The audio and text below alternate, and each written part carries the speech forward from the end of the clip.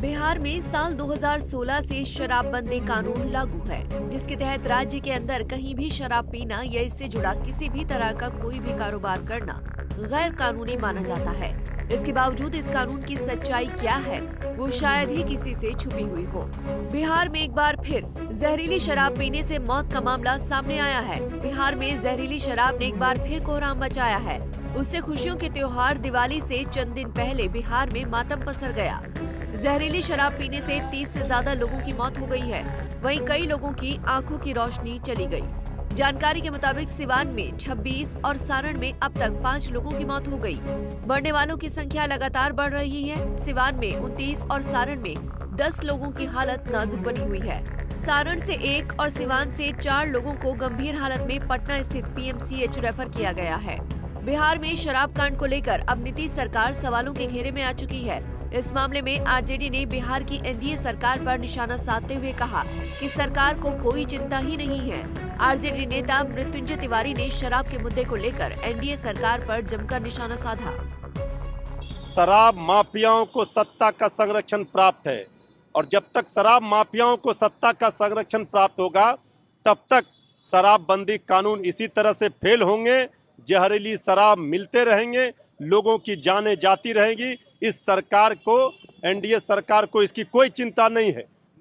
ये शासन प्रशासन का संरक्षण है शराब माफियाओं को, तभी इस तरह का। आखिर जहरीली शराब कैसे मिल रहे हैं? जब शराबबंदी कानून लागू है तो सरकार पूरी तरह से फेल है और जितने लोगों की जानें जा रही है इसके लिए सीधे तौर पर सरकार जिम्मेवार है। राजस्व का भी घाटा हो रहा है सरकार को। सरकार के मद्य निषेध मंत्री ने स्वीकार किया था कि होम डिलीवरी हो रहा है, शराब मिल रहे हैं। आदरणीय जीतन बाबू मांझी जी कई बार कह चुके हैं। तो सरकार में बैठे लोगों ने भी ये स्वीकार कर लिया कि शराबबंदी कानून इस सरकार में पूरी तरह से फेल है। शराब कांड पर डिप्टी CM विजय कुमार सिन्हा ने कहा कि मामले पर सरकार सख्ती से कार्रवाई करेगी। जहरीली शराब पर जो भी मौत होगी सरकार सख्ती से कार्रवाई करेगा और ऐसे लोग पर NDA की सरकार में दबिश बनी है और कहीं से कोई शिकायत आएगा तो ये माफिया और ये अफसर दोनों नपेंगे। तो वहीं आरजेडी नेता मनोज कुमार झा ने कहा, ये हादसे बार बार हो रहे हैं। ये पूरा एक सिंडिकेट है। अभी सरकारी आंकड़े आए हैं, खबर उससे ज्यादा की है। सरकार अक्षम है, कॉम्प्रोमाइज्ड। मतलब आप कल्पना करके देखिए, रोंगटे से हट जाता।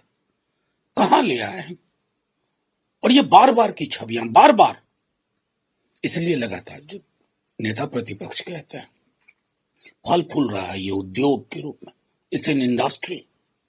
सिंडिकेट जो है ये एक इंडस्ट्री का हिस्सा हो गया है। सब कुछ अंडरग्राउंड। जाहिर तौर पर सत्ता के सबसे रसूखदार लोग, ब्यूरोक्रेट, पॉलिटिशियंस, ये पूरा नेक्सस है, ऑपरेटिव फ्रेमवर्क है इसका।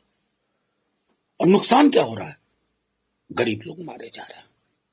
शराबबंदी के नाम पर आप गरीबों को उठा करके जेल में बंद, ताड़ी के नाम पर बंद कर देंगे।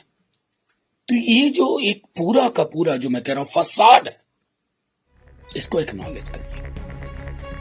आरजेडी विधायक भाई वीरेंद्र ने प्रशासन व्यवस्था पर सवाल उठाते हुए कहा कि बिहार में शराब केवल कलम से बंद है, कागज पर बंद है। पहले हम सुना करते थे कि होम डिलीवरी होता है और पूरे बिहार में बेड डिलीवरी हो रहा है और कहीं न कहीं प्रशासन इसमें शामिल है।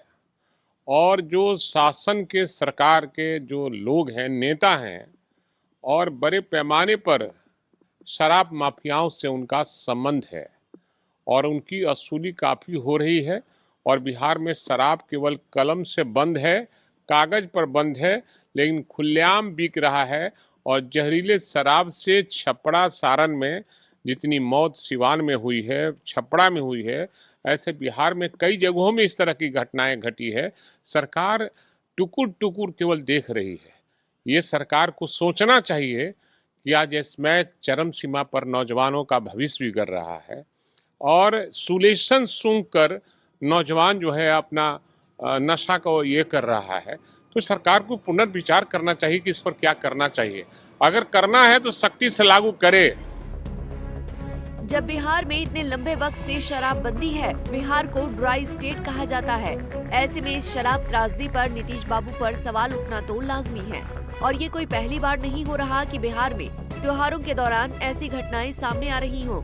हर साल दीपावली से पहले बिहार में ऐसे शराब कांड का पर्दाफाश होता रहता है। खैर, इधर बिहार के मुख्यमंत्री नीतीश कुमार ने एक्शन लेते हुए जहरीली शराब कांड की जांच का आदेश दिया है। इसके साथ ही कुछ पुलिसकर्मियों को भी निलंबित कर दिया गया है। पटना से भी इस मामले की जांच के लिए टीम भेजी गई है। आपको बताते चलें कि बिहार में 26 नवंबर 2015 को मुख्यमंत्री नीतीश कुमार ने ये घोषणा की थी कि 1 अप्रैल 2016 से पूरे राज्य में शराब पर पाबंदी रहेगी। तब से राज्य में कहीं भी शराब को बेचना, बनाना और पीना प्रतिबंधित है। इसे होटल्स, बार, क्लब या कहीं भी नहीं बेचा जा सकता। इस नियम का पालन न करने या उसे तोड़ने पर 5 से 10 साल तक के जेल की सजा का प्रावधान है। Bureau report, Punjab Kesari TV. हमसे जुड़े रहने के लिए हमारे YouTube चैनल को सब्सक्राइब करें और नई वीडियो की नोटिफिकेशन के लिए बेल आइकॉन को दबाएं।